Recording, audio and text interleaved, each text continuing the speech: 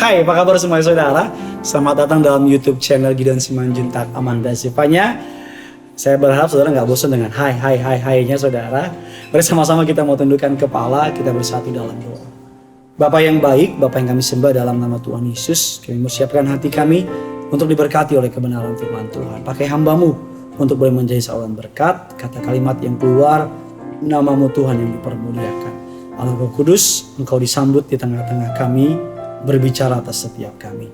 Dalam nama Tuhan Yesus. Amin. 3 faktor penting untuk menjadi saksi Tuhan di zaman now. Wih, cakep ya.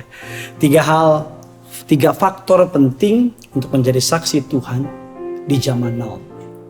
Kisah Rasul 1 ayat yang ke-8 mengatakan, tetapi kamu akan menerima kuasa kalau Roh Kudus turun ke atas kamu. Dan kamu akan menjadi saksiku di Yerusalem, seluruh Yudea, Samaria, sampai ke ujung bumi. Dari ayat yang kita baca, Tuhan mau kita menjadi saksi. Alkitab katakan Yerusalem, Yudea, sampai ke ujung bumi. Ini bicara mengenai lingkup yang paling kecil, keluarga, komunitas, orang-orang di sekitar kita, dan sampai seluruh bumi.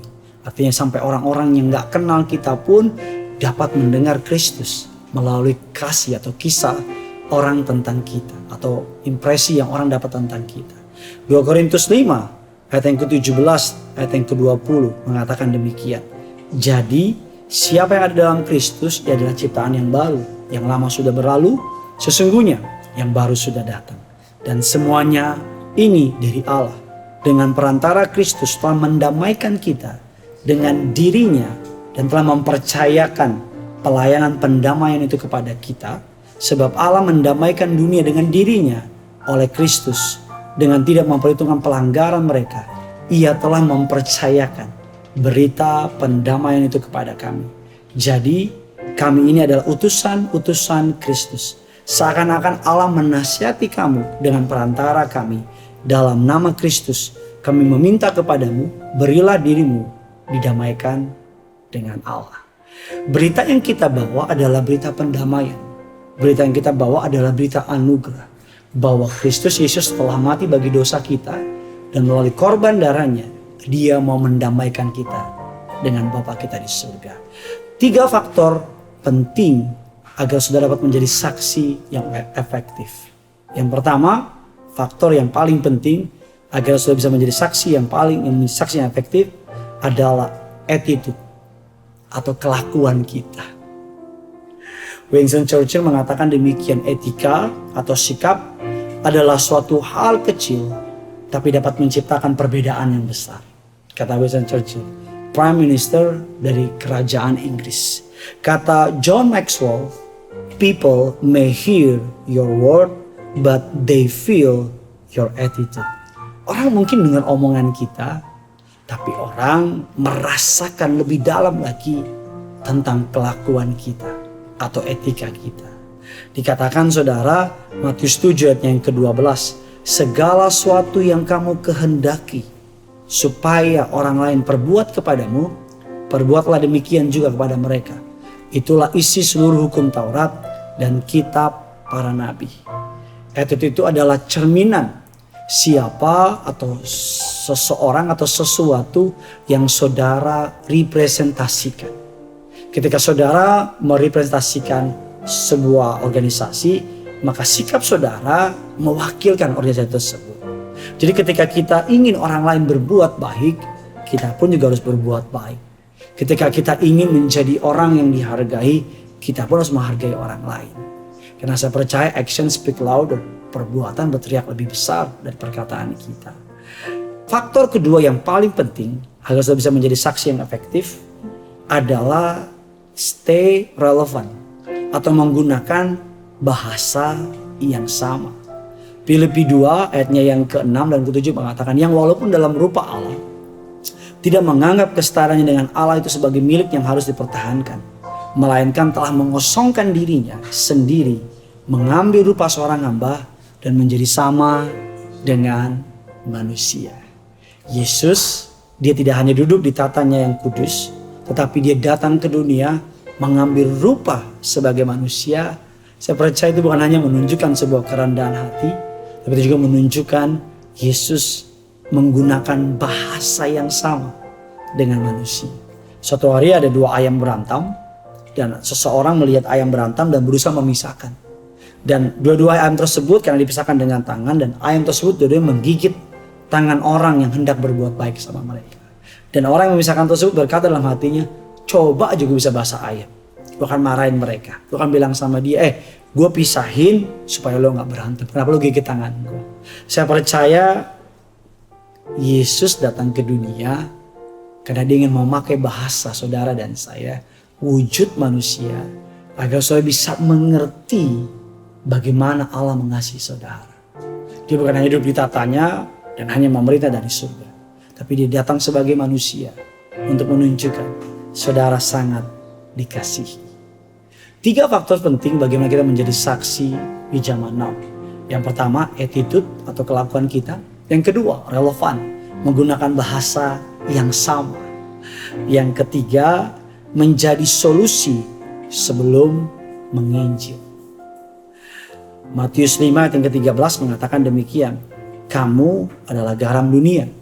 Jikalau garam itu menjadi tawar, dengan apakah ia diasinkan? Tidak ada lagi gunanya selain dibuang dan diinjak orang. Garam bicara mengenai rasa. Garam bicara walaupun kecil, tapi dia memberikan rasa yang luar biasa.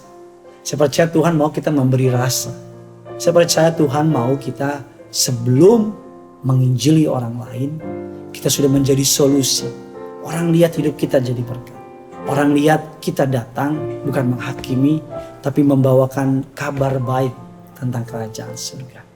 Kisah Rasul 1 ayat yang ke-8, tetapi kamu akan menerima kuasa Roh Kudus turun ke atas kamu, dan kamu akan menjadi saksiku di Yerusalem, di seluruh Yudea, Samaria, dan sampai ke ujung bumi. Mother Teresa datang ke sebuah negara yang terkenal dengan perselisihan agama mayoritas yang kuat. Dikatakan ketika kedatangannya orang gak tertarik dengan penginjilan. Orang gak tertarik dengan Yesus. Tetapi Mother Teresa menjadi solusi atas kemiskinan di sebuah kota yang bernama Kalkuta. Ketika Mother Teresa menunjukkan pedulinya, sayangnya, kasihnya menjadi solusi atas masalah yang dihadapi oleh daerah tersebut, perlahan tapi pasti orang mulai tertarik dengan berita tentang Yesus.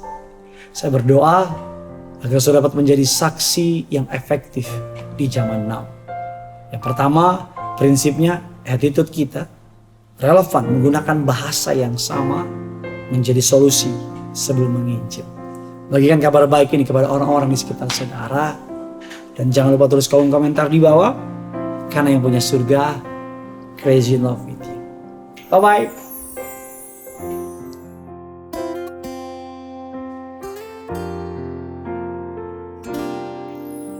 Tanda-tanda telah nyata, hujan akhir telah tiba. Allah sedang melawat umatnya. Radang telah menguning, siap untuk dituai. Banyak jiwa menanti uluran tangan kita. Tuailah sekarang. Tanda-tanda telah nyata. Tanda-tanda telah nyata, hujan akhir telah tiba. Allah sedang melawat umatnya. Ladang telah menguning, siap untuk dituai. Banyak jiwa menanti uluran tangan kita. Tuailah sekarang. Nyatakan kemuliaannya pada segala bangsa. Biar kuasanya dinyatakan berlimpah. Bangkitlah gereja Tuhan, sekelilingmu. Generasi ini selamatkan ya Tuhan. Ini mari kau yang rindu melihat Tuhan yang besar, nyatakan Tuhan, nyatakan kemuliaan pada segala bangsa. Biar kuasanya dinyatakan berlimpah. Bangkitlah gereja Tuhan, pandang sekelilingmu. Generasi ini selamatkan ya Tuhan. Ini doaku. Generasi ini selamatkan ya Tuhan. Ini generasi ini selamatkan ya Tuhan. Generasi ini selamatkan ya Tuhan.